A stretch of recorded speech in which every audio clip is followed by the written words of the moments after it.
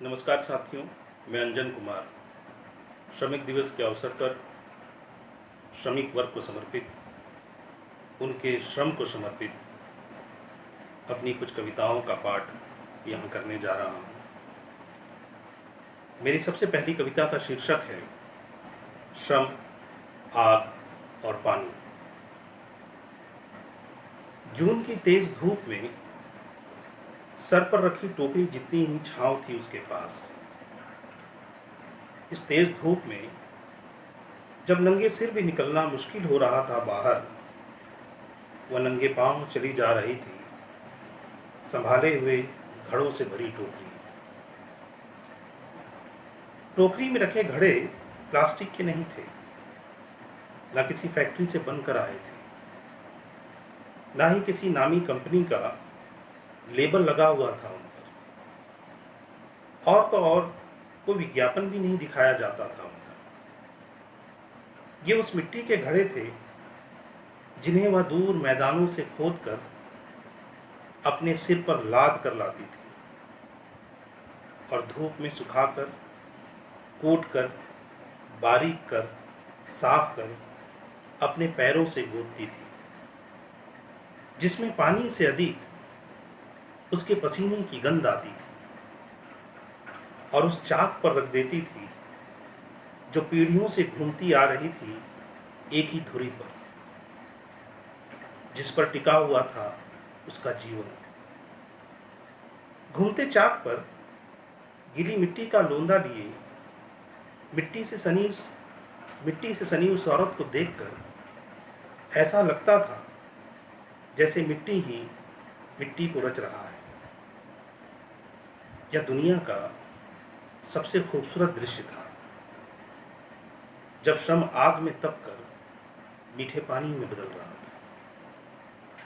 यह दुनिया का सबसे खूबसूरत दृश्य था, जब श्रम आग में तपकर मीठे पानी में बदल रहा था। मैं श्रम को, आग को और पानी को बचा लेना चाहता हूँ। बचा लेना चाहता हूँ उस स्त्री को जो एक पांव पर खड़े, संभाले हुए सर पर रखी टोकरी निकाल रही है सदियों से अपने ही पांव का कांटा इस तेज धूप में। मेरी दूसरी कविता का शीर्षक है बीड़ी बनाती स्त्रियां। वे गोल बनाकर बैठी हुई थी स्टेशन के कोने में, ऐसे जैसे बैठी हूं किसी आंगन में। उनके चेहरे पर न कहीं पहुंचने की बेचैनी थी, ना ही किसी सफर की थकान।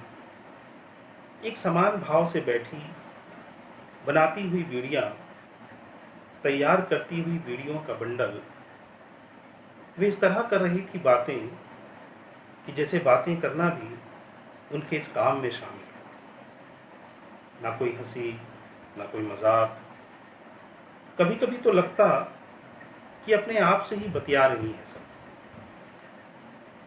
मैं जब तक देख पाता, बीड़ी बनाने की सही सही विधि बीड़ी बनकर तैयार हो जाती।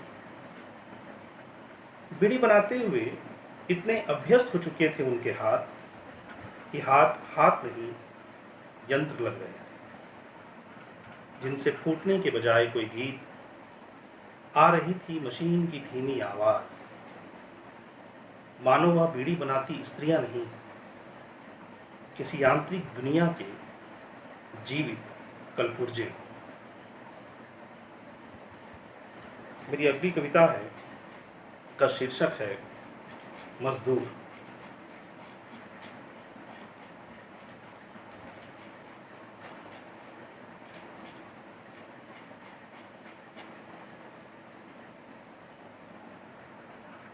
देख रहे हो साहब उस आदमी को, इस संकटपूर्ण भयावह समय में भी, जिसने नहीं छोड़ा अपनी पत्नी का साथ। आपके इस नफरत भरे समय में भी प्रेम की मिसाल बन चलने से लाचार पत्नी को कंधे पर बैठाकर जो मीलों का सफर तय कर रहा है पैदल। देख रहे हो साहब उस रिक्शा चलाने वाले पिता को, जो बेखौफ अपनी दो छोटी छोटी बेटियों को रिक्शे में बैठाए कुछ पानी की बोतलों और किताबों के साथ कई दिन कई रात का सफ़र तय कर पहुंचना चाहता है अपने घर। देख रहे हो साहब उस लड़के की हिम्मत, जिसने अपने टूटे टांग का प्लास्टर तंग आकर खुद अपने हाथों से निकाल दिया है कि उसे मीलों पैदल चलने में इससे परेशानी ना हो। आप देख रहे हो साहब, ये जो चले आ रहे हैं चींटियों की तरह, ये मेहनत मजदूरी कर अपना घर चलाने वाले हैं। ये किसी के पति, किसी के पिता, किसी के भाई, किसी के रिश्तेदार हैं। इनका अपना घर परिवार है। ये आपकी तरह नहीं है साहब, ये खालिस और मुकम्मल आदमी हैं। इनकी अपनी जिम्मेदारी है। इनके लिए सबसे बड़ी महामारी इनकी भूख और बेकारी है। मेरी अंतिम कविता का शीर्षक है रंग, श्रम का रंग।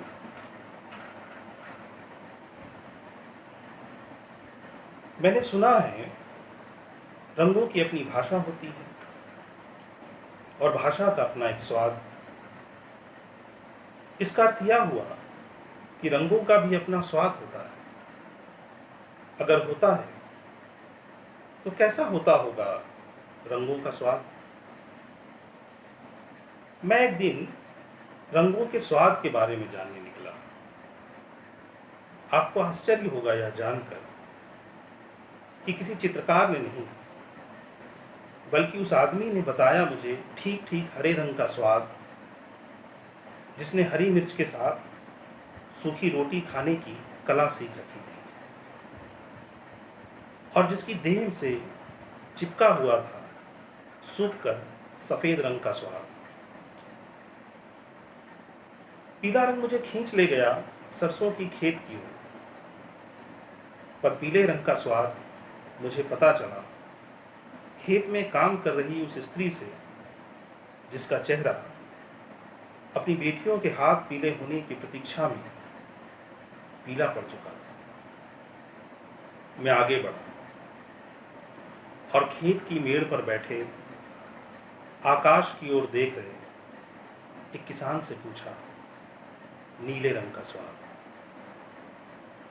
उसने अपनी पीठ दिखाते हुए कहा, जो अपनी मिट्टी के रंग का स्वाद जानते हैं, नीले रंग का स्वाद उनकी पीठ पर दर्ज होता है।